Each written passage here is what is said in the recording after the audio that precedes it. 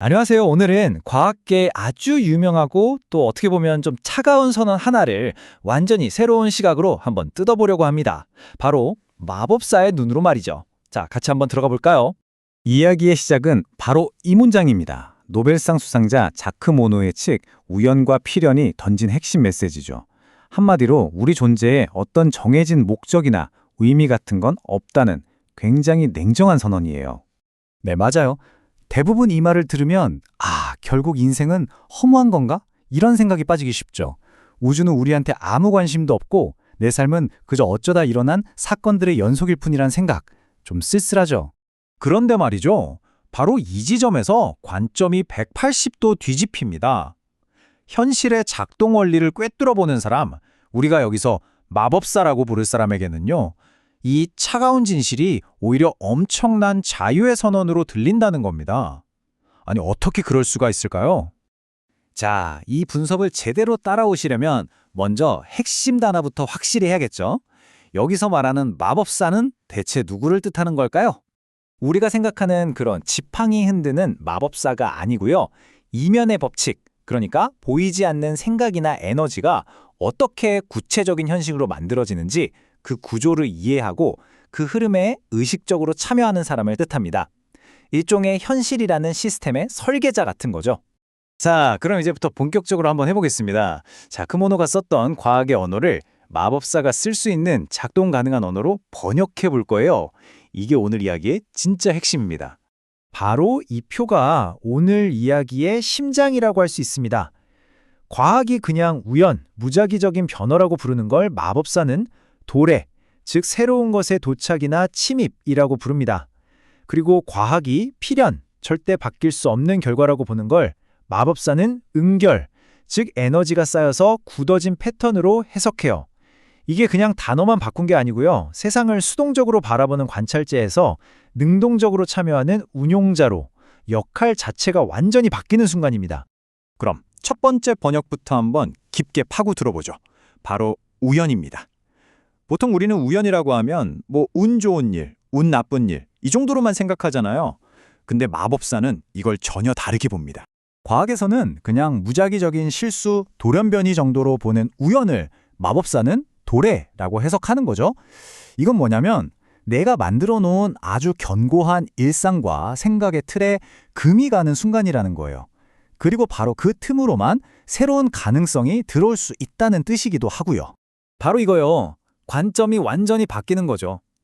예상치 못한 일이 터졌을 때 재수없어 하고 밀어내는 게 아니라 잠깐, 이 사건이 나의 어떤 낡은 패턴을 깨려고 온 신호일까? 하고 질문하기 시작하는 겁니다. 자, 그럼 이제 두 번째 키워드 필연으로 넘어가 볼게요. 이건 우리가 흔히 운명이라고 부르는 것, 절대로 바꿀 수 없다고 믿는 현실에 대한 이야기입니다. 마법사의 관점에서 보면 우리가 운명이라고 부르는 건 사실 절대적인 게 아닙니다. 그냥 응결된 결과물일 뿐이에요.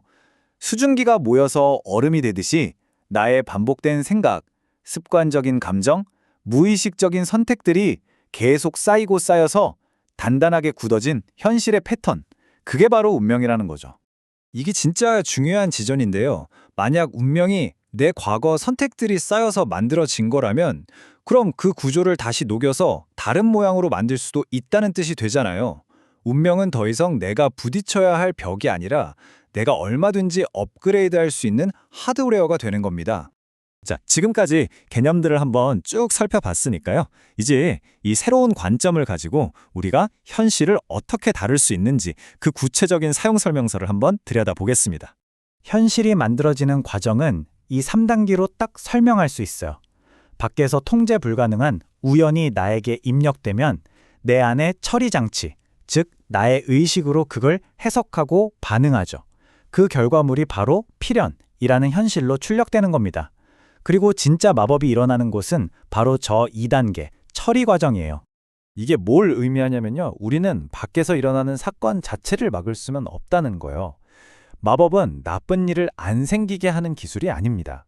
똑같은 사건이 주어져도 그걸 받아들이고 해석하는 내 마음의 필터를 바꿈으로써 전혀 다른 결과를 만들어내는 내면의 연금술인 거죠. 근데 여기서 한 걸음만 더 깊이 들어가 보죠. 그 중요한 처리 과정에서 선택을 내리는 주체, 즉, 나는 과연 누구일까요?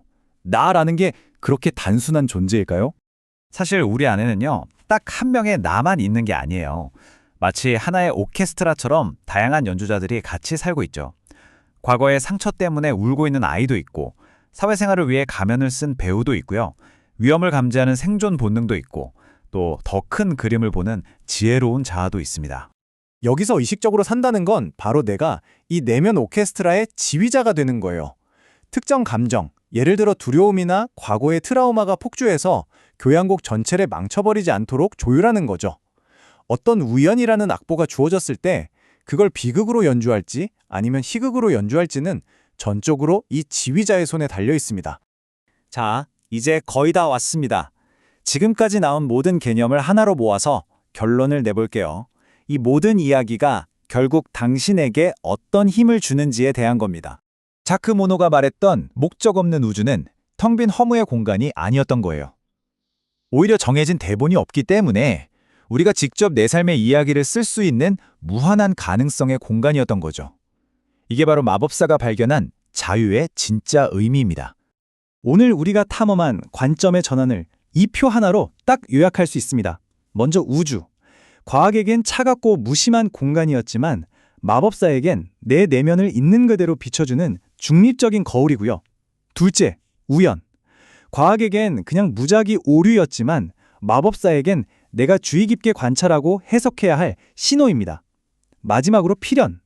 과학에겐 바꿀 수 없는 고정된 결과였지만 마법사에겐 내가 얼마든지 다시 만들 수 있는 패턴인 거죠. 이제 마지막 질문은 여러분께 던지는 질문입니다. 지금 이 순간에도 수많은 우연들이 여러분의 삶에 도래하고 있습니다. 여러분은 그 신호를 어떻게 해석하고 어떤 선택을 통해서 여러분 자신만의 필연으로 만들어내시겠습니까? 펜은 여러분 손에 쥐어져 있습니다.